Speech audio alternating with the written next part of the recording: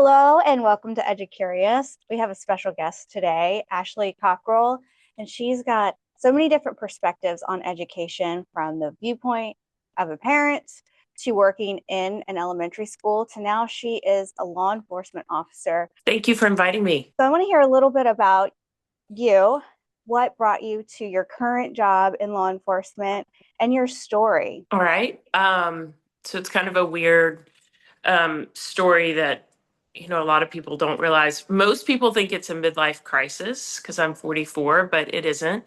So I was the guardian at Hillcrest for my time that I was there. So I was trained with the sheriff's office to do that job. And during that, I met a lot of really special people that worked for the sheriff's office, and they became like family. I realized during that time being out there that I probably, and let me back up to say that I always, even in college, thought about a criminal justice degree, wanted a life in criminal justice, but changed it around for whatever reasons life happens. So fast forward, and I thought, I should have done this with my life, but it's a little late. And they're like, no way, you can still do it. Okay, so some things got changed around at Hillcrest Elementary when I was there, and I felt like that was a sign for me to do something different with my life. And I'm like, you know what? I might should go for it. And then the COVID hit, the defund the police movement happened, and those people that were so great to me and my family were out protecting us from protesters and rioters and doing a job. And their life was at risk, and I felt bad because they were shorthanded, and it's a job I wanted to do, but I was sitting at home not doing it. So I thought it's probably time that I step up and do my part there. So that's that's the short story of how I became a cop and where I am now. So I started at Lake Wales. I was at Lake Wales Police Department for 3 years, and I recently transferred to Lakeland Police Department. So, what do you notice when you are working on day to day that you wish you could tell a kid who's maybe in elementary school or middle school or high school? What advice would you give a kid about, like, hey, I think it would be a great idea if you considered this because there's ramifications in life? I feel like people with difficult life circumstances number one, don't want my advice. So that's the number one hurdle, and I've felt like that since I was at Hillcrest as the dean of discipline.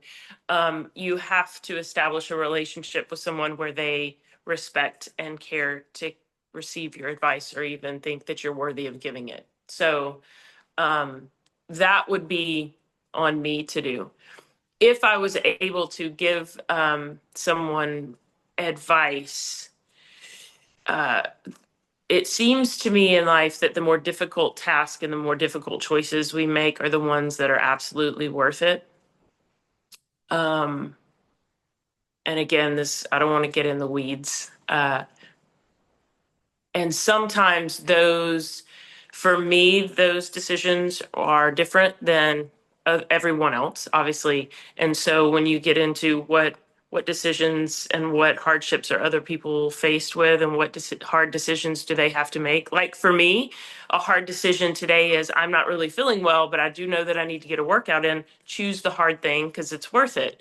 In my job, for me, choosing to become a law enforcement officer, the hard thing was having to tell my family, "Hey, I'm going to go to the police academy." That wasn't fun, and then going through that.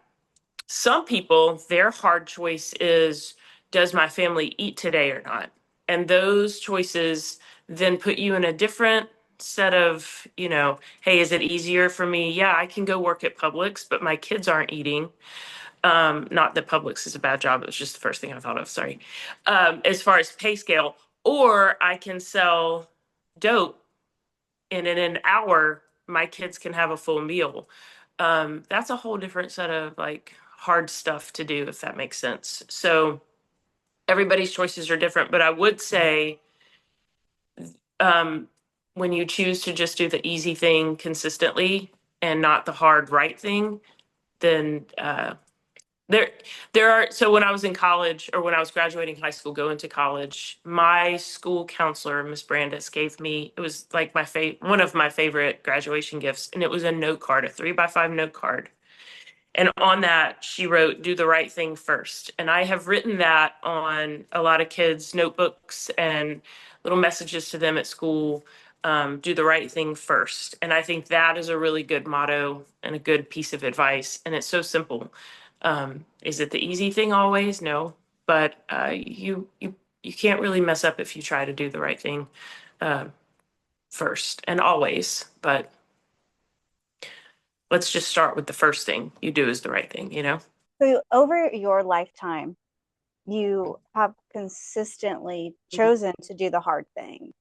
Talk a little bit about your experience in college. You did some really incredible things, but they were really hard things, and there were things that women weren't doing. I want to hear a little bit about you and sports in college. I was on a soccer scholarship in college, and I had kicked for the football team in high school. So I'll start there just as a reference point.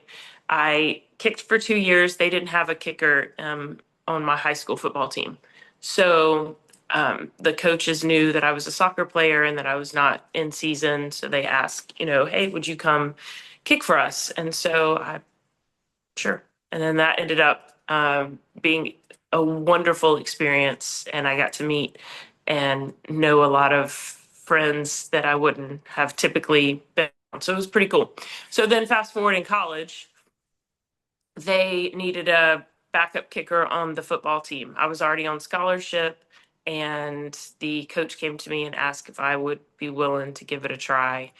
My first response, and not very many people know this, is you need to ask the guys, first of all, because that's their world. That's, their team. So I got it cleared through them, and then I kicked for my football team my junior year of college. So I became unbeknownst to me at the time, but it was a thing. I was the first woman to score in an NCAA Division One football game. So it was pretty cool. Oh, just when you're giving the advice to do the hard thing, like you're living it. You're not just, oh, that sounded nice. It's like, yeah, I do that every day. I try to do it every day. And I think that there's balance. I can be a little bit overboard with it.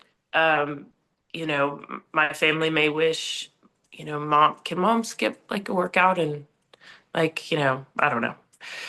Can we, I can't even think of an example because my kids are grown and they're probably like, sweet, mom's going for a run. We can, chill. But I think that there's a balance in life, but I try to do the hard thing as much as I can and push myself. It works for me. And I have found that the hard thing isn't always just choices, but it's, going to visit somebody who's sick or, um, going to that funeral. You don't want to go. Nobody wants to go. But if you set yourself up for less regret in the end, I think that that's always a good way to live. I don't know. I feel like seeing from an outside point of view, that sports have played a really integral part of your life and your career and your choices. You've also coached various sports along the way. Talk about how sports do really give students or children a foundation for some really good life skills, for some accountability, for some structure. For some of us, we all get caught up on my kids, oh, we're getting offers here. You're going to be a scholarship athlete or we're doing this, that, and the next. And trust me, we're a travel ball family. Um, you can see on social media, we're always at the ball field and I love it. So I'm not saying that you shouldn't do that. Hindsight, I can look back now and there's been many a times I'm sitting in a briefing room and hearing conversations or, you see that people have called out of work because whatever, they're not feeling well, and which is fine. But sports taught me that it's not about me. It's about that person next to you. That there's a much bigger picture uh, going on, and you have to look out for not only yourself but your teammates. You have to get up. There are times that I was up at 4 a.m. to go to the training room for treatment, on to practice. So it teaches you time management. It teaches you what it looks like very early in the morning, what the world is like. It's a different demographic there. Hard work, time management, teamwork, working with other people, different personalities, and also for somebody to be hard on you. You're going to have a coach that, maybe you don't like them, but you have to listen to them. So it teaches you to deal with a lot of things that life is going to throw at you for the rest of your life. So I would say to parents, and I have to remind myself this, if your child is playing and you're spending hundreds and thousands of dollars for them to play a team sport and you're doing it because you want them to get a scholarship, statistically, they might not. It's like 1% of the population, but uh, also you are laying phenomenal groundwork for your kids to be successful because they know how to push themselves. They know how to do the hard stuff. Like, I do not want to go to practice today, but you have to go because it's not about you. So, same thing. I do not want to go to work today, but you're going to go because there's a bigger purpose than just you. And I think that those are you're setting your children up for success in those areas that you can't replicate that in many other ways, no matter what you do, I think. Tell me a little bit about some of the things that were light bulb moments for you being a parent and then working in the system. And what do you wish that maybe parents had a better understanding when they're sending their kid to school and you're making hard phone calls? With like, I can't call parents, and as the dean, you can't tell other parents the situation of other students. You also can't use the situation of other students to excuse their behavior and how it's affected this student. So it's always a tightrope. And I don't know the answer to it. And I commend teachers every day for having to walk that tightrope, not just with discipline, but and difficult phone calls home, but also in a classroom setting, you have to teach to make sure that everyone is on the same level. But I am 1000% certain not everyone is showing up to your classroom at the same level. And I don't mean that academically. Um, I thought a lot about when I was at Hillcrest, and I'm going off kind of on a tangent, but this is like super important to me. Maslow's hierarchy of needs. If you think about, and if any, I'm sure everyone's familiar with that, but in case they're not, you start off with the physiological needs. Everybody needs food, water, all of that kind of stuff, shelter. And you work your way up to the top of the pyramid, which is self-actualization, where you fulfill, you become your best self. It's human performance, right? Um, and that's where you get like the creativity. Within that, you have like friendships, and safety and security is the next rung of the pyramid. So what was interesting to me when I worked at the school is because I had the unique ability to go into these kids' homes and meet their families, and now being a law enforcement officer, I see this every single day. We have kids coming into our schools every single day that do not have uh, anything in the pyramid at all. There's some kids that don't have food and water and shelter. They definitely don't feel safe. They definitely don't feel loved and belonged in their home life. And I'm not trying to give like anybody like make anybody feel bad today. This is just the reality of life. Um, we put them in a school uniform, or their mom does, and they send them to school so they look like every other kid, and developmentally they should act like every other kid. There's nothing wrong with them. They don't have an IEP or a 504, and so we're expecting them to be at the top of this pyramid when their basic needs aren't being met. That is hard for me to explain. When that child acts out and it affects another student, how do you call that parent of the student who came to school with all of their needs being met and say, well, what are you going to do about this? And so we have a code of conduct, um, and the school code of conduct, and we follow that, and we suspend. And then that was difficult for me as the dean, because then I suspend a kid for 2 days per the code of conduct, and we send them back into the environment, the very environment that created this problem to begin with? And I don't have an answer for that. I'm not an educator. I don't have an answer for that. I worked in the school for what, less than 5 years. So this is just from a human perspective. I do have a psychology degree, if that helps anybody listen to what I'm saying. So I would suspend kids and then I'd go to their house to check on them to make sure that they had food, and make sure that they, and maybe that was frowned upon. But I do the same thing now, or I try as a as an officer. There have been times that I've arrested a parent, because I had to. That's what my job is. They had an arrest warrant, and I have asked that parent if, because I know the home situation, do you have somebody to pick your kids up?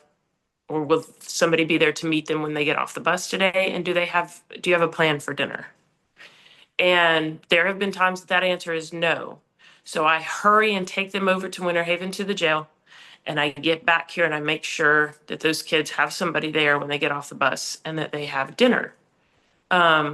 Because it's those basic needs. Like, we can't correct a problem when those needs aren't being met. I don't know.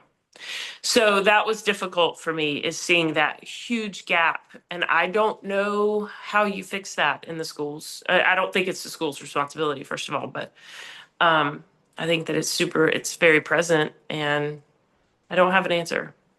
So I tried to make a difference in at least one kid's life. And then to me, that was worth it. There's no way even a teacher in a classroom of 15 kids could, take on meeting those kids, every one of those kids' needs in that pyramid. But if you were a consistent person that showed up and helped close the gap in one kid's life, one kid a year, that to me, that's worth it.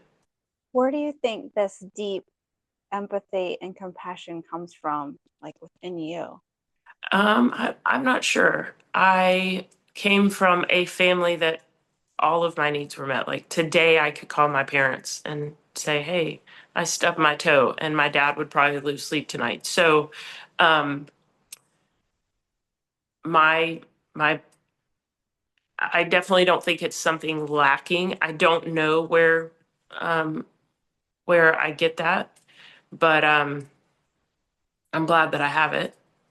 Most days, some days it definitely makes my work life difficult, which is one of the reasons I went to Lakeland, transferred to Lakeland.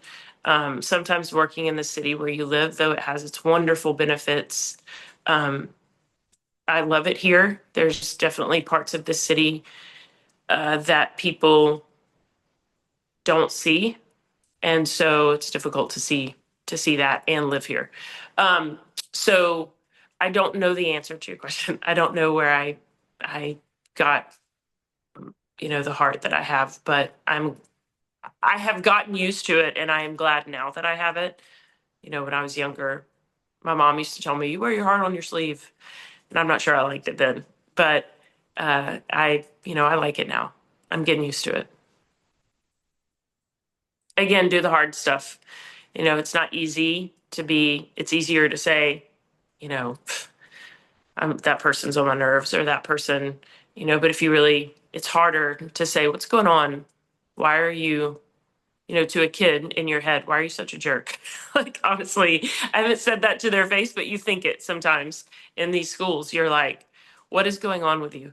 And it takes time and patience to get the answer sometimes, and you may not, but it's worth it. One of my favorite days of school. Your question list, you ask my biggest accomplishment. Um, and I thought about it, and there was a kid at Hillcrest, and he was one of the most difficult children that I've been around, and it was frustrating, and there were lots of tears shed, and I, to this day, I don't know why, but he wouldn't speak to anyone. When I first got there, he didn't make eye contact. It was just a very difficult situation. And my greatest accomplishment, so I would tell him every day, It's okay. Like, you can be mad. You can, I'm going to keep showing up because I was like, I remember one day we were in the office and I was like, frankly, it's because they're telling me I have to, like, part of it is it's my job. Like, I'm going to keep showing up because they're making me come get you. So now we're going to sit here and stare at each other awkwardly, or I'm staring at you, you're staring at my floor. So one day, long story short, I told him I loved him every day. And one day he was getting on the bus, I'll never forget. And I was like, hey, buddy, I love you. And he always ignored me and never made eye contact, got on the bus, whatever. And this one particular day, I was like, buddy, I love you. And it always felt stupid, like that girl in high school that's like, you know, like rejection is hard. And so he got on the bus and the back window of the bus before it pulled off, and he yelled, Miss Cockrell. And I was like, yeah, man. And he was like, I love you too. And I cried in my car. I called my mom and I cried. That was probably hands down the greatest day of work for me, and at Hillcrest. So it's just those tiny little things. By the way, that kid is still very much in my life, and I love him. He's a mess, but I love him. What are some of your biggest challenges in your line of work or as a mom or as when you were in education? Just some of those big things that you had to get through and it was tough. Emotional things probably are the toughest. Um, Obviously, at work, this is like going to be a moment of like, see Ashley as you probably don't see her. So at Hillcrest, it was obviously dealing with difficult kids, parents, whatever, and then living in the town so they know me. I'm sure that there are people that still don't really care for me a lot because I had to make a decision or make a phone call that was uncomfortable for all of us, and you didn't know the backstory, or maybe I didn't handle it right. So there's that. So to all of you, sorry, still sorry. Um, and same with work now. Obviously, the hardest part of my job now is the schedule. That's not the hardest part, but it's difficult sometimes. The schedule is different for us. Law enforcement is not just a job, it's a whole lifestyle. So not only did I have to join, but my family kind of signed up for that, and they have been wonderful and supportive, but it is a lifestyle change for us, which has been wonderful. It's just a change, and change is stress no matter what, if it's good or bad. And then the things I see, obviously, everybody knows that. It sounds almost cliche from a person who works in law enforcement, but I think my first year of law enforcement, I worked probably, I don't know, 3 to 4 critical events that were things that most people don't see in their entire career, 30-year career in law enforcement. So that was just luck of the draw. But that was difficult to get through. And one thing that I did, and I'll share on here, is I asked for help with that. Do the hard things, right? So it's difficult to put your pride aside and say, let me make sure that I'm mentally, emotionally okay so that I can do this job for the long run. So that was really super interesting for me to do. So then I got to learn about how trauma affects our brain and our entire central nervous system, which is awesome. So I went on this like little journey of figuring out what's going on with me and why. And it's been amazing to learn. And I'm able to, off subject, not a part of your question, link that back to the kids that we deal with at school. When you study up on what trauma does to our brain and central nervous system, if you think about some of the trauma that these kids endure at home, and they're bringing that to the schools, it's pretty eye-opening. But onto your question, the hard part is then also balancing life when you've got all of that going on, work and life at home. So funny story, my daughter, I have a 15-year-old daughter, um, if you guys don't know that. And my kids, everybody's like, oh, do your kids get nervous that you're a cop? No, no, they do not. And my daughter and my kids, but specifically it's been her each time. One day I was doing like a felony stop and I was getting a car full of people that were wanted out of Orlando, and we had like a task force out of Orlando down here because they found them on Highway 27. It was like this whole big thing. We're pulling them out of the car at gunpoint. I wore an Apple Watch at the time. I no longer do that because of this. And my watch is going off like ding, ding, ding. So I finally, once I get the people secured from the car, I look at my watch and it's my teenage daughter. And it looks like those memes off Facebook that are so true. It's like mom starts out calm, then it's like mom, like drawn out with the exclamation points. So I call her and I'm like, what's going on? And she was like, can I DoorDash Subway? I'm starving at the house. I'm like, I I just was doing a felony takedown. Can you give me a second? Also call your dad. She was like, you're so dramatic. It's funny. I mean, it's just two different worlds. Um, and so we laugh about it all the time because they have no concept of what I am doing at work. And so they're calling me with like the biggest emergency in our house, which is, can I DoorDash Subway? And I'm dealing with things that my kids are like, you're so dramatic. So it's pretty funny. So just balancing that life, being a mom and still being out chasing bad guys, and then coming home to deal with the house emergencies, that aren't real emergencies, but they are to them. So That puts it in perspective, like her crisis and your reality. And that's often where there's that disconnect, I feel like, with an education, with quarrels, fights, behavior issues, that kind of thing. It's because we're we're on such different like priority perspective. for sure, yeah, that's um that I think that that's absolutely true. And how do you look at things through somebody else's lenses, or their perspective?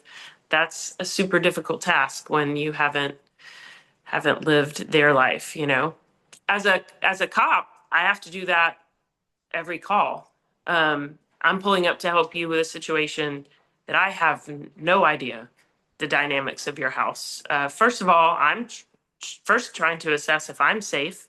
And then once, I don't ever really feel good about that. And then I'm also trying to help your dynamic with what you have going on. So it's funny how life mirrors itself at work. I have to put on different lenses and try to see from your perspective what's going on here, when a lot of times I'm showing up to things I cannot identify with what's going on in this house.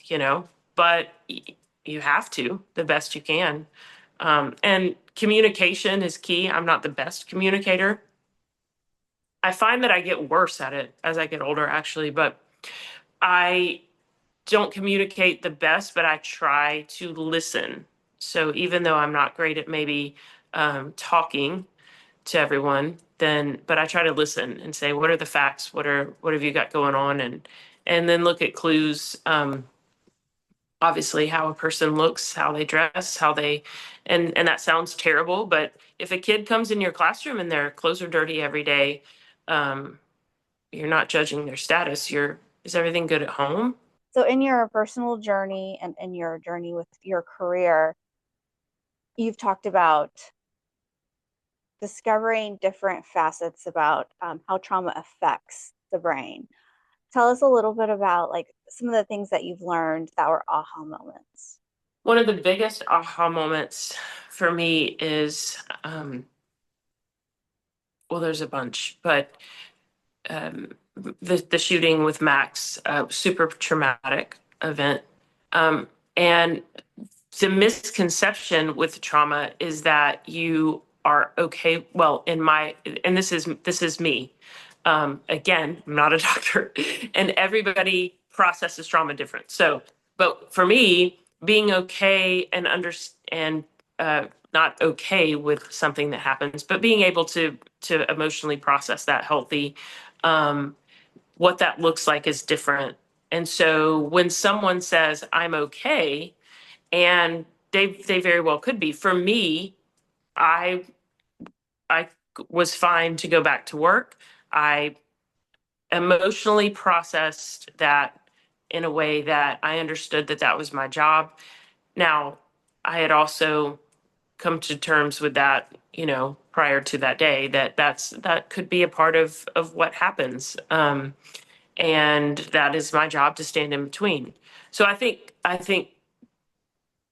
coming to terms with things beforehand, the more you can set yourself up for success there is better. I don't always have that, and we'll get into that in a minute. But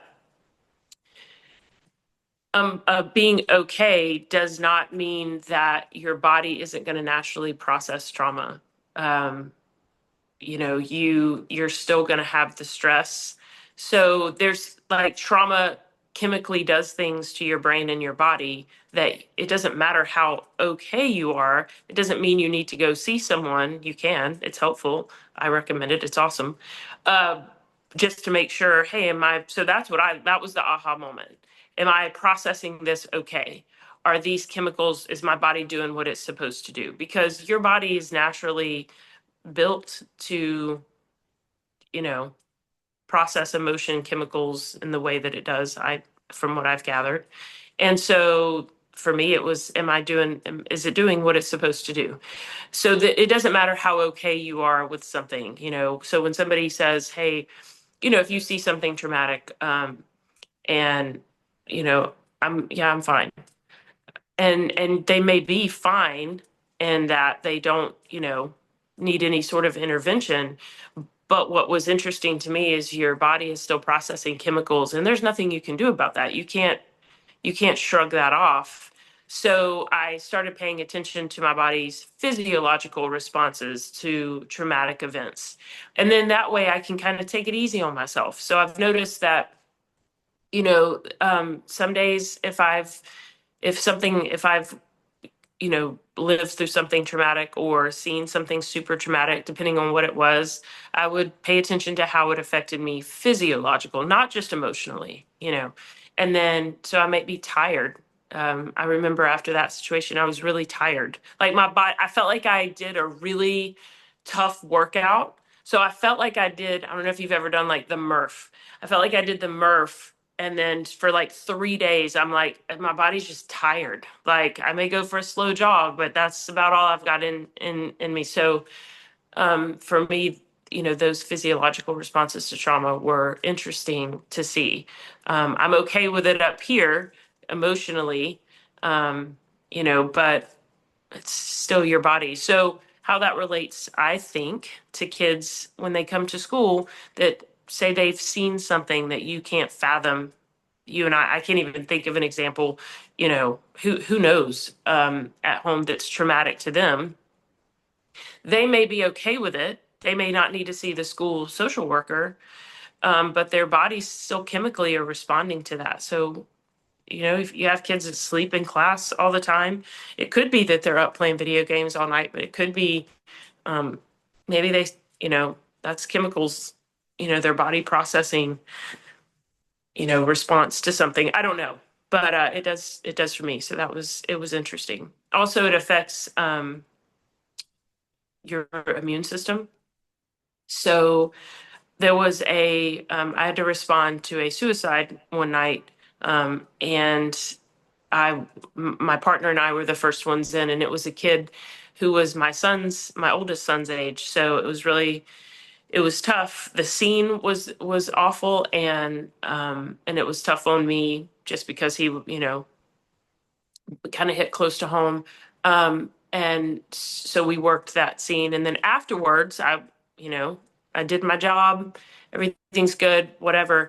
But I was tired for a couple days, but I got sick. It affects your immune system. So depending on how bad the traumatic event is or whatever, the body, he's like, it makes sense to me that 3 days after after that event happened, you're tired, your immune system is compromised. So all of these things, and I can't tough my way out of that. That's my central nervous system, immune system, my brain. So that's a cool thing to keep in mind when you're dealing with kids in the classroom. No matter how tough they are, how smart they are, um, you can't out tough, just chemical stuff going on in your body for sure. So Whether you're a teacher, a parent, or just EduCurious, join the community as we explore various educational topics and learn from each other. Thanks so much, Ashley. It was great to have you on the show. thank you.